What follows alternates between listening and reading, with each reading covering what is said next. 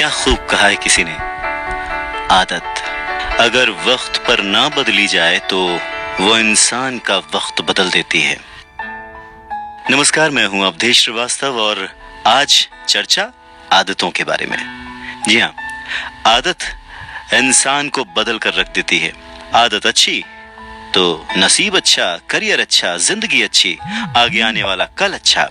अगर आदत बुरी है तो फिर आप खुद ही तय करिए कि क्या हो सकता है। वैसे मुझे तो लगता है कि कोई भी चीज जो जरूरत से ज्यादा की जाए उसकी हमें आदत पड़ जाती है। यानी कि कोई चीज अगर हम बार बार करें तो उसकी हमें आदत पड़ जाती है। आपको 3 इडियट्स का वो डायलॉग याद है, all is well, all is well, all is well.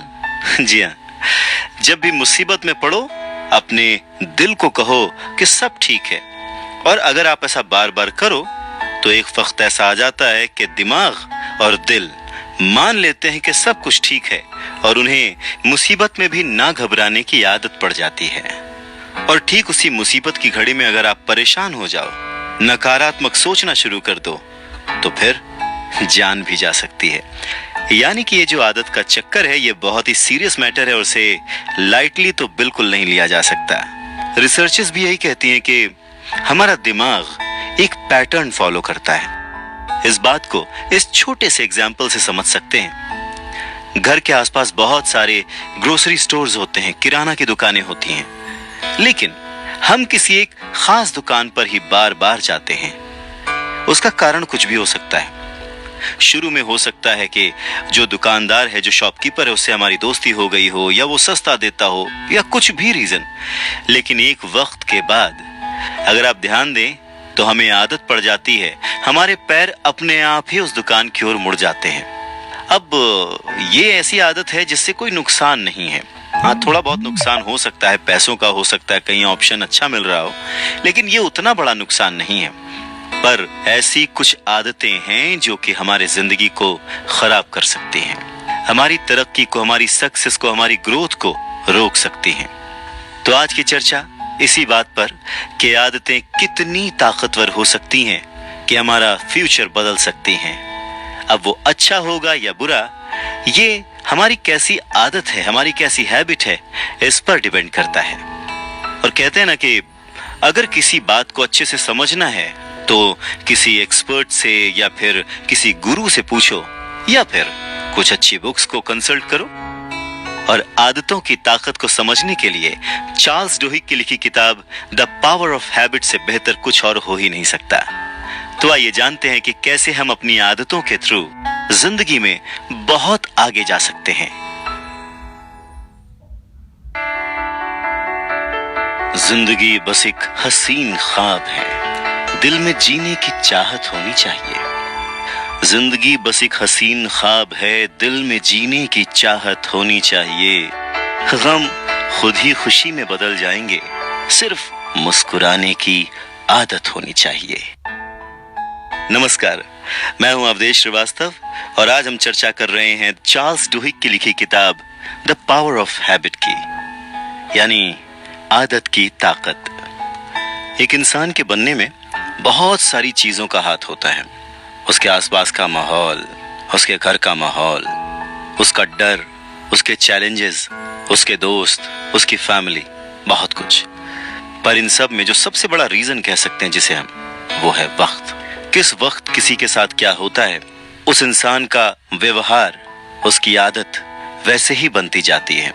एक छोटे से एग्जाम्पल से इसे समझते हैं कि जब हम परेशान होते हैं तो हमें क्या आदत होती है। कोई नाखून काटने लगता है, कोई चहलकदमी करने लगता है। ये एक छोटा सा एग्जाम्पल है, पर हमारी लाइफ में ऐसे बहुत सारी आदतें हैं, बहुत सारे ऐसे एग्जाम्पल्स हैं जिन्हें हम सोच सकते हैं और ये भी जान सकते हैं कि कौन सी आदत हमें किस तरफ ले जा रही है। देखिए, 100% गारंटी तो किसी भी चीज की नहीं है, पर हाँ, मैं ये जानता हूं कि अगर आप किसी इंसान की आदत को जान लें, और किसी और के बारे में क्यों जानें, अगर हम अपनी खुद की आदतों को ऑब्जर्व करें तो हम ये जान सकते हैं कि आज से 2 साल बाद, 5 साल बाद, 10 साल बाद, या जिंदगी में किसी एक मकाम पर हम कब पहुंचेंगे या फिर पहुंचेंगे भी कि नहीं पहुंचेंगे। और अगर हमें किसी मकाम पर पहुंचना है, हमारी कोई मंजिल है, तो हमारी कौन सी ऐसी आदतें हैं जो हमें उस मंजिल तक ले जा सकती हैं। बस इसी अहम मुद्दे को एड्रेस करती है ये किताब, जिसका नाम है द पावर ऑफ हैबिट। और ऐसा नहीं है कि हम अपनी आदतों के बारे में जानते नहीं हैं। सच कहिए, क्या आपको अपनी अच्छी और बुरी आदतों के बारे में नहीं पता? हम दुनिया से झूठ बोल सकते हैं पर खुद से नहीं। हम सबको अपनी आदतों के बारे में पता है और हम ये भी जानते हैं कि ऐसी कौन सी आदतें हैं जो कि हमें आगे बढ़ने से, सक्सेसफुल होने से रोक रही हैं। पर बुरी आदतों का वो ट्रैप, वो चक्रव्यूह हमें छोड़ता नहीं है। हम जानते हैं कि ये गलत है। ऐसे बहुत सारे एग्जाम्पल्स हैं जो कि दिए जा सकते हैं।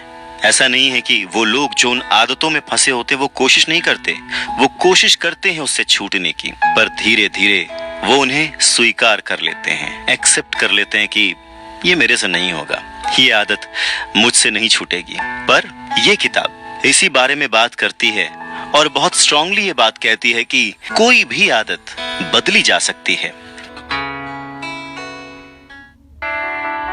करत करत अभ्यास के जड़मति होत सुजान, रसरी आवत जात ते सिल पर पड़त निशान।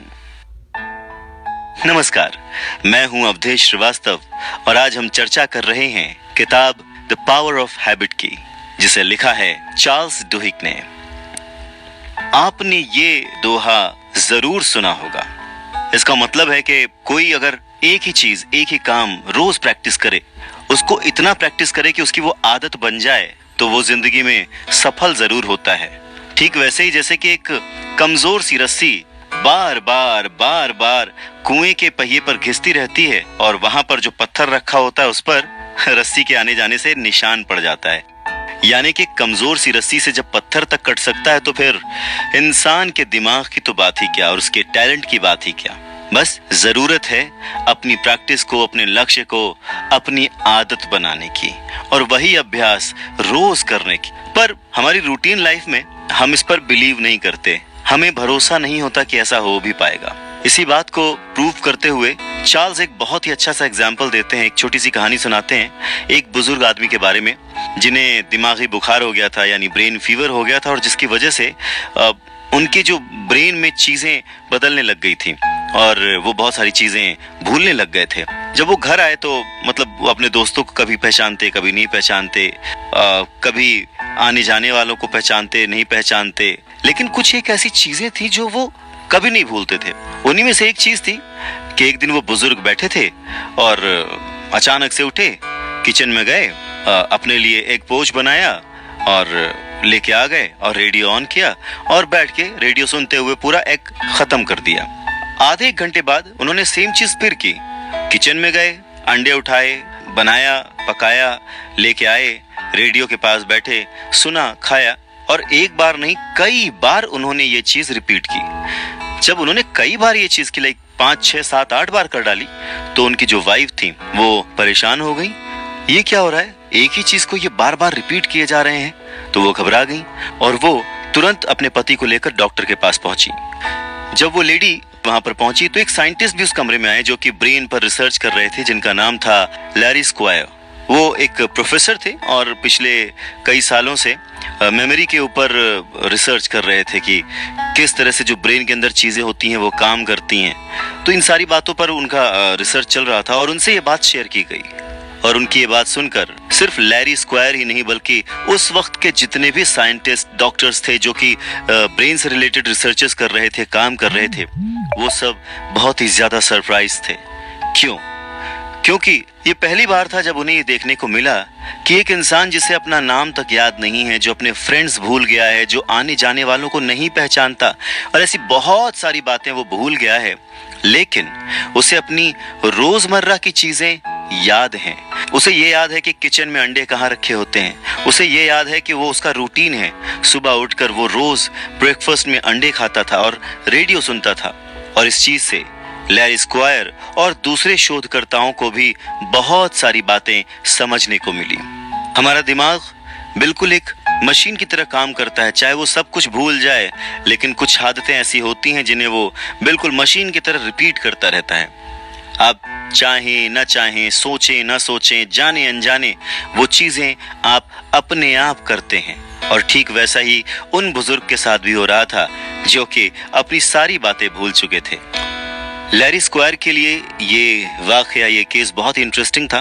तो उन्होंने क्या किया कि बुजुर्ग के दिमाग पर काम करने की सोची। उन्होंने चेक किया और ठीक उसी स्थिति से गुजरते एक और पेशेंट का चेकअप उन्होंने किया। उन्होंने ब्रेन स्कैन किया तो उन्होंने पाया कि दोनों के दिमाग के बीच में एक छोटी बॉल या कहें कि अखरोट जैसा कुछ दिखा, जहां पर वो जो बुजुर्ग थे वो अपनी चीजें भूलते जा रहे थे, बहुत शांत हो गए थे, कुछ बोलते नहीं थे, चीजों को पहचानते नहीं थे। वहीं जो नया पेशेंट था उसके दिमाग में उतना ही बड़ा ट्यूमर था कह सकते हैं, पर वो सब कुछ जानता था, उसे सब कुछ याद था। तो ये बहुत ही इंटरेस्टिंग था रिसर्चर लैरी स्क्वायर के लिए कि जो इंसान सब कुछ भूल चुका हो उसे फिर भी अपनी वो चीजें याद हैं जो कि उसकी आदत का हिस्सा थी।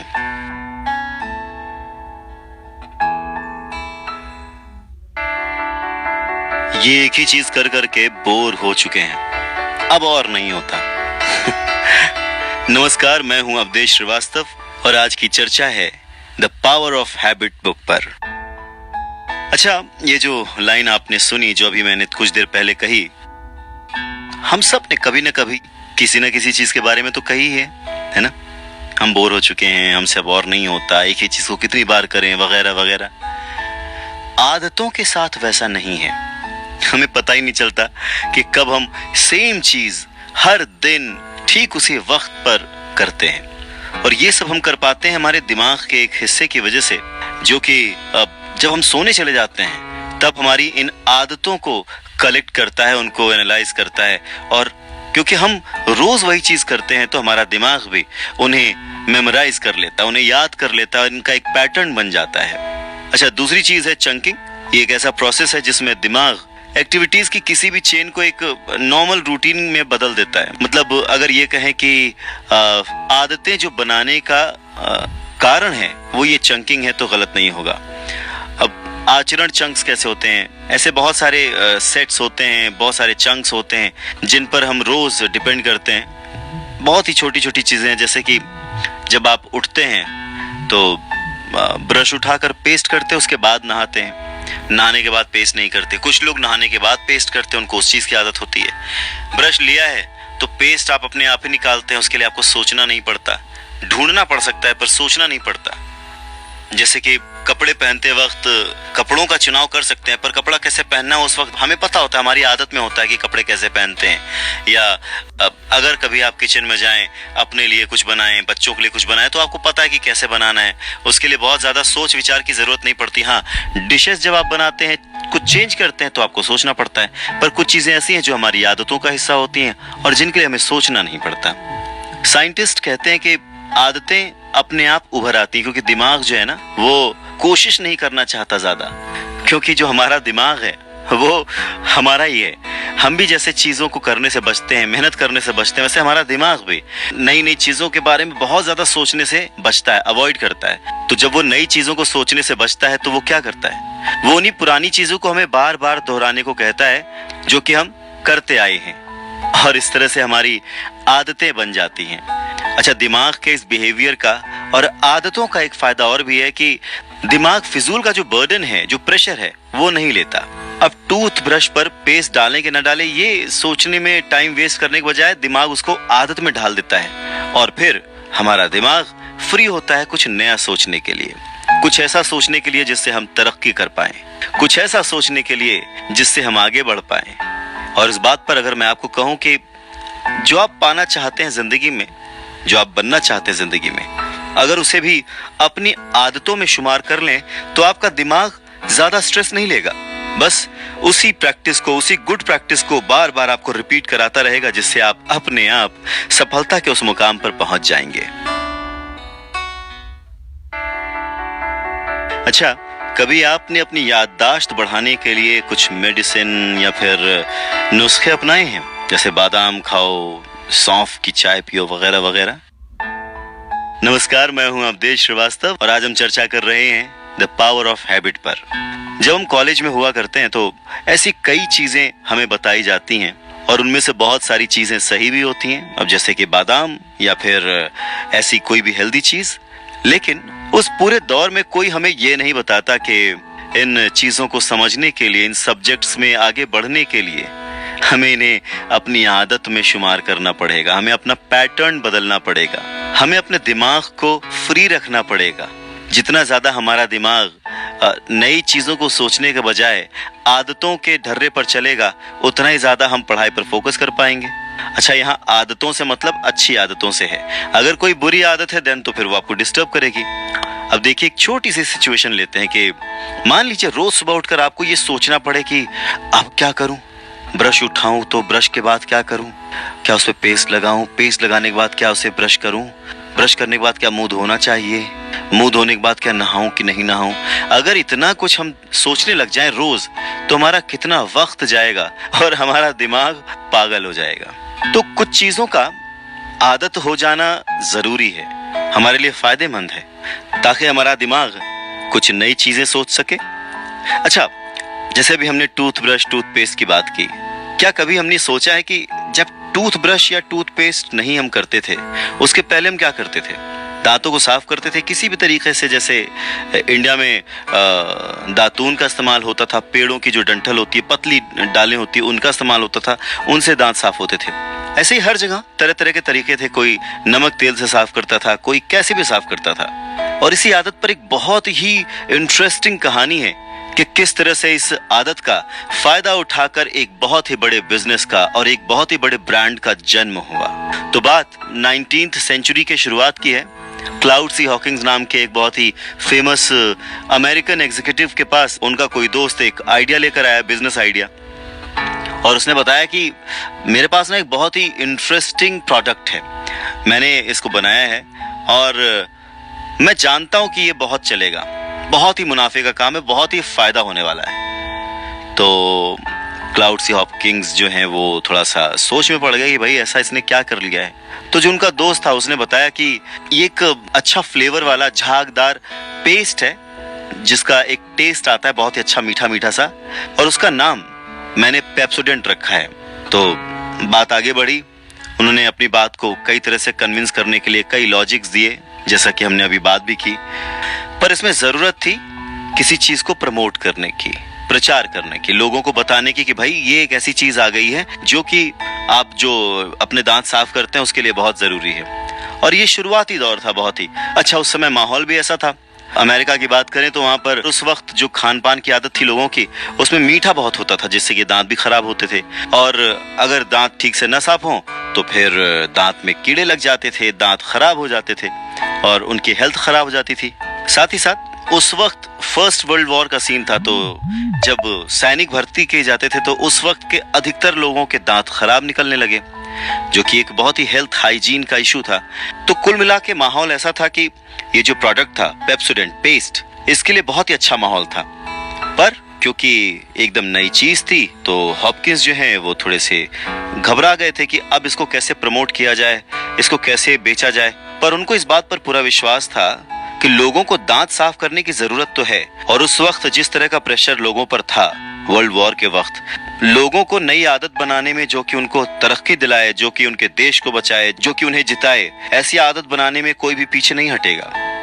तो आखिर कैसे हॉपकिंस ने लोगों को इस पेस्ट की आदत डाल दी? दो चीजें हॉपकिंस ने बहुत ध्यान दी, और जो हॉपकिंस ने सिखाया वो आज भी मार्केटिंग के बेसिक रूल्स में हर किताब में लिखा हुआ पाया जाता है। पहला, कोई रीजन ढूंढिए, मतलब कोई भी इजी और प्रैक्टिकल रीजन ढूंढिए कि कोई क्यों ऐसी आदत डाले, कारण ढूंढिए। और दूसरा ये कि जब आप वो आदत बना लेते हैं, कोई चीज खरीद लेते हैं, तो उससे आपको क्या मिलेगा। पेस्ट के केस में अगर हम बात करें तो हॉपकिंस ने यही दो चीजें फाइनल की थी।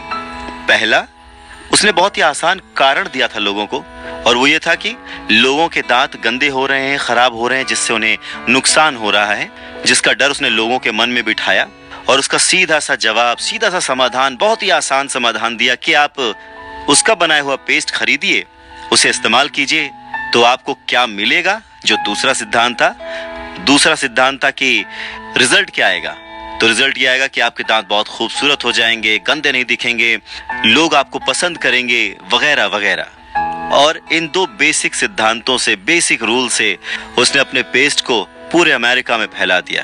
और उसका प्रत्यक्ष प्रमाण ये था कि जब सेकेंड वर्ल्ड वॉर के आसार थे, उस वक्त जब भर्ती की गई तो कोई भी सैनिक दांतों की गंदगी, ओरल हाइजीन की वजह से रिजेक्ट नहीं किया गया, क्योंकि वो सारे के सारे सुबह उठकर ब्रश करते थे उसी पेस्ट से। तो अंत में हॉपकिंस ने 6-7 महीने तक अपने उस प्रोडक्ट को प्रमोट किया, लोगों तक पहुंचाया। जिस भी मीडियम से, जिस भी माध्यम से वो लोगों को बता सकते थे, उन्होंने वो अवेयरनेस कैंपेन चलाया। और बस देखते ही देखते 5 सालों के अंदर पेप्सोडेंट दुनिया का सबसे जाना माना ब्रांड बन गया। एक ऐसा प्रोडक्ट जिसकी लोगों को आदत पड़ चुकी थी।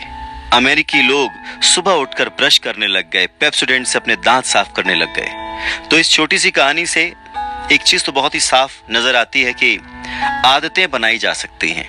जिन्हें दांत साफ करने की आदत थी, उन्होंने पेप्सोडेंट यूज किया। जिन्हें दांत साफ करने की आदत नहीं थी, उन्हें हालात ने यह आदत डालने पर मजबूर कर दिया। कारण चाहे कुछ भी हो, पर यह तो सच था कि आदतें बनाई जा सकती हैं, डेवलप की जा सकती हैं अपनी जरूरतों के हिसाब से। तो अगर ये कहें कि हमें अपनी सही जरूरत पहचाननी है और उसके हिसाब से कोशिश करके अपनी आदत बनानी है, तो ये कोई नामुमकिन काम नहीं है, क्योंकि आदतें बनाई जा सकती हैं। तो सोचिए कि आप अपने अंदर कौन सी आदत डेवलप करना चाहेंगे जिससे कि आपकी तरक्की हो, आप एक बेहतर और सक्सेसफुल इंसान बन सकें। आदत कैसे बनाई जाए, ये एक सवाल ऐसा है जिसका अगर जवाब हमें पता चल जाए तो हम अपनी सफलता की सीढ़ियां बड़ी आसानी से चढ़ सकते हैं। जी हां, अगर सवाल पता हो तो जवाब तो ढूंढा ही जा सकता है। नमस्कार, मैं हूं अवधेश श्रीवास्तव और आज हम चर्चा कर रहे हैं पावर ऑफ हैबिट पर। एक वक्त था जब अमेरिका में ओरल हाइजीन को लेकर बहुत लोग सेंसिटिव हो गए थे। फर्स्ट वर्ल्ड वॉर का टाइम था और तब एक टूथपेस्ट आया जिसने पूरे अमेरिका में और फिर बाद में पूरी दुनिया में तहलका मचा दिया। पेप्सोडेंट। प्रॉक्टर एंड गैम्बल ने अपने इस प्रोडक्ट की वजह से करोड़ों अरबों रुपए कमाए। आखिर क्या था इसमें ऐसा खास? और उसके बाद बहुत सारे पेस्ट आए, पर पेप्सोडेंट टॉप पर ही रहा। उस वक्त जो दूसरी पेस्ट कंपनीज थी, वो यही सोचती थी कि ऐसा क्या खास है पेप्सोडेंट में। इसके अंदर सिट्रिक एसिड था, पेपरमिंट ऑयल था, कुछ केमिकल्स भी थे।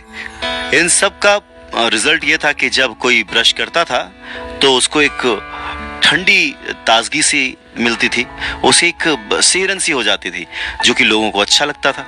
अब जब पेप्सोडेंट खूब बिकने लगी, लोग उसे पसंद करने लगे, तो फिर जो पेस्ट बनाने वाली दूसरी कंपनीज आई थी, उन्होंने सोचा कि आखिर ऐसा क्या खास है पेप्सोडेंट में कि लोग पेस्ट करना ही नहीं भूलते।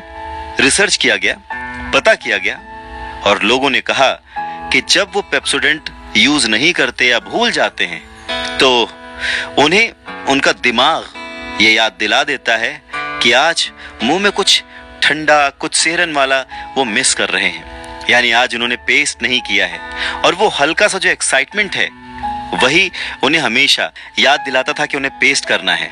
और उस ताजगी की, उस ठंडे एहसास की उन्हें आदत पड़ चुकी थी।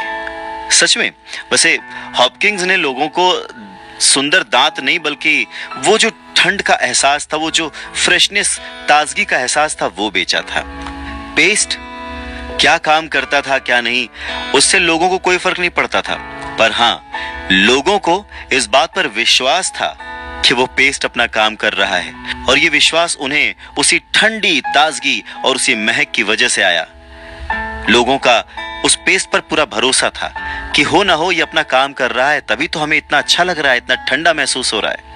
इस बात को एक और एग्जांपल से समझ सकते हैं कि आदतें कैसे बनाई जा सकती हैं। उसका एक बेसिक फॉर्मूला समझ सकते हैं कि मान लीजिए आप कसरत करना चाहते हैं पर आप कर नहीं पाते, तो उसे कैसे अपनी आदत का हिस्सा बनाएंगे। नींद खुलते ही जिम चले जाइए या पार्क चले जाइए, आदत बना लीजिए कि नींद खुलते ही आप कुछ और नहीं करेंगे, आप सीधे चले जाएंगे जिम में और वहां पर एक्सरसाइज करने के बाद खुद को रिवॉर्ड भी देंगे, अपने आप को पैम्पर भी करेंगे, जैसे जो भी आपको पसंद है खाना पीना। तो अगर आप ये रूटीन में बना लें या जो भी आपको अच्छा लगता है अपनी एक्सरसाइज के बाद अगर आप वो करें, तो धीरे धीरे आपका दिमाग उसी लालच में इस रूटीन को आदत में बदल देगा और आप हर दिन जिम जाना चाहेंगे, क्योंकि उसके बाद आपको वो करने को मिलेगा, वो खाने को मिलेगा या वहां घूमने को मिलेगा जो आपको पसंद है।